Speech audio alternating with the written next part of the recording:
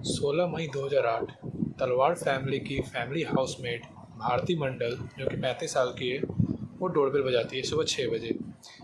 हालांकि ये डोरबेल अक्सर हेमराज जो उस तलवार फैमिली का नौकर है वो खोलता है, बट इस बार उसने नहीं खोला। तो फाइनली नूपुर तलवार जो राजेश तलवार की वाइफ हैं, उन्होंने डोरबेल सुना और देखा कि भारती मंडल गेट पे खड़ी हैं। तो उन्होंने टेरेस से भारती भारती को चाबी दी और बोला कि शायद गेट बाहर से लॉक है, तुम बाहर से खोलो। बट ऐसा नहीं था। गेट को हल्का से पुश करने के बाद ही वो बाहर वाला गेट खुल जाता था और अंदर वाले गेट पे लॉक लगा हुआ था। और तीसरा गेट सेल्फ लॉक था जो कि बाहर से चाबी के थ्रू ही खुल सकता था। और नूपुर के अकॉर्डिंग इस वक्त तक राजेश तलवार भी जाग चुके थे। उन्होंने बाहर देखा कि टेबल पर विस्की की बोतल रखी हुई है। वो उस विस्की की बोतल को देखकर चौंक गए और वो जल्दी से अपने बेटी के रूम में गए। आरुषि तलवार जो कि उनके बगल वाले कमरे में ही सो रही थी। वो जैसे ही उस रूम में घुसते हैं तो वो देखते हैं कि उसका मुंह स्कूल बैग से ढका हुआ है और उसके पूरे बॉडी पर ब्लैंकेट है। और जब उसने ब्लैंकेट को हटा कर देखा तो उसके गर्दन को बुरी तरीके से चाकू से रेता हुआ था और उसके सर पे एक भारी चोट थी और वो ऑलरेडी मर चुकी थी। उसके बाद राजेश तलवार ज़ोर ज़ोर से रोने लगे और उनकी वाइफ नूपुर के पीछे से आई तो वो शॉक के कारण वहीं पर खड़ी रह गई। और फिर उनकी सर्वेंट भारती मंडल भी कमरे में आई तो वो भी शॉक हो गई और वो जल्दी जाकर सोसाइटी के सारे नेबर्स को बुलाया। और कुछ देर बाद पुलिस भी क्राइम स्पॉट पर आ गई। राजेश तलवार ने सीधा सीधा शक किया हेमराज पर, जो कि उसका डोमेस्टिक सर्वेंट था, जो उन्हीं के साथ रहता था, खाता था और रात में वहीं पे सोता था सर्वेंट रूम में। और सुबह सुबह हेमराज गायब था, तो सबसे पहला सस्पेक्ट हेमराज पे गया। पुलिस ने आरुषि के रूम की पूरी तरीके से जांच की और अलग अलग जगह पे खून के छींटे थे, जैसे दीवार पर, डोर पर और उसके बेड पे भी। बट जो उसके बेड के साइड वाला तकिया था उस पर बिल्कुल भी खून के छींटे नहीं थे। और रात को सोने से पहले वो एक बुक पढ़ रही थी जिसमें भी कोई भी खून के छींटे नहीं थे। पुलिस ने उनकी बॉडी को फॉरेंसिक के लिए भेज दिया और चादर पर जो खून के छींटे थे उसका भी एक टुकड़ा काट कर फॉरेंसिक के लिए भेज दिया गया। बट कुछ देर बाद कुछ लोगों ने सस्पेक्ट किया बालकनी का जो दरवाज़ा है उसके नॉब पर कुछ खून के निशान लगे हुए हैं।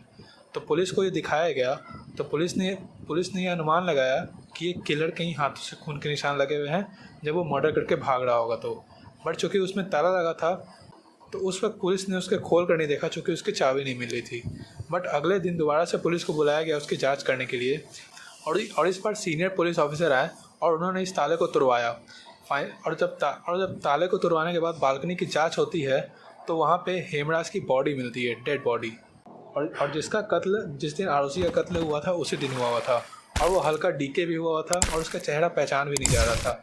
फिर राजेश और नूपुर तलवार को बुलाया गया उसकी बॉडी आइडेंटिफाई करने के लिए, जो कि ऋषिकेश जा रहे थे आरुषि की बॉडी का अंतिम संस्कार करने।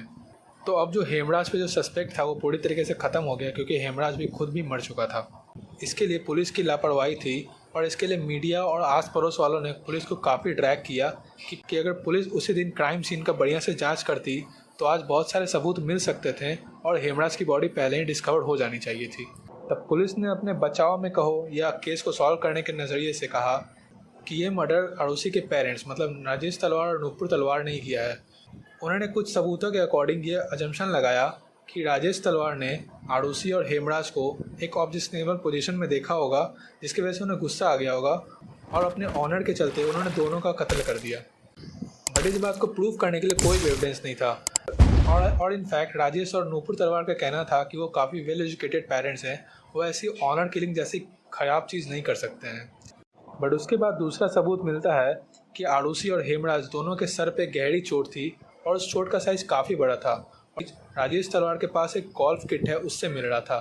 तो इस वजह से राजेश तलवार पे शक जा रहा था कि उन्होंने उसी गोल्फ स्टिक से दोनों का मर्डर किया और फाइनली कलर डेथ दिया चाकू से। बट ये भी एक अजम्पशन था और तलवार के लॉयर्स ने कहा कि ये फालतू का अजम्पशन है, आप इस बेसिस पे नहीं कह सकते कि चोट का साइज़ के अकॉर्डिंग इसी टूल से हमला किया गया होगा। अब दूसरा सस्पेक्ट आता है तलवार का प्रीवियस सर्वेंट जो कि विष्णु शर्मा था, जो कि एक नेपाली था।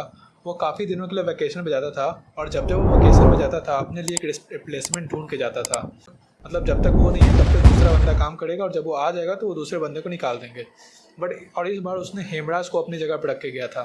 बट जब वापस आया तो वो अपनी जॉब से हाथ धो बैठा था, क्योंकि तलवार फैमिली ने डिसाइड किया था कि वो हेमराज को अपना परमानेंट एम्प्लॉय बनाएंगे। और हो सकता है कि विष्णु इस वजह से काफ़ी गुस्सा हो और उसने हेमराज का कत्ल गुस्से में आकर कर दिया होगा। आरुषि ने उसे कत्ल करते हुए देख लिया होगा, तो आरुषि का भी कत्ल उसने ही किया होगा। बट इसके लिए भी कुछ खास सबूत नहीं मिले, तो और विष्णु को भी अरेस्ट नहीं किया गया। और फाइनली घूम फिर कर शक फिर से पेरेंट्स में ही आता है। अब पेरेंट्स पे दोबारा से शक इसलिए आया क्योंकि बाद में पता चला कि राजेश तलवार का एक एक्स्ट्रा मैरिटल अफेयर भी था, जिसे हेमराज को पता लग गया था। और हेमराज उसे ब्लैकमेल किया करता था कि वो नूपुर तलवार को सारी सच बता देगा। तो राजेश तलवार ने हो सकता है गुस्से में आकर हेमराज का कत्ल कर दिया हो, और आरुषि ने उन्हें देख लिया होगा, और इसी गुस्से में उन्होंने आरुषि का भी कत्ल कर दिया ताकि वो पकड़े ना जाए। बट एट दी एंड इसका भी कोई पुख्ता सबूत नहीं मिला, तो आज तक ये केस अनसॉल्व है। और आपको क्या लगता है कत्ल किसने किया होगा, कमेंट सेक्शन में बताइएगा। थैंक्स।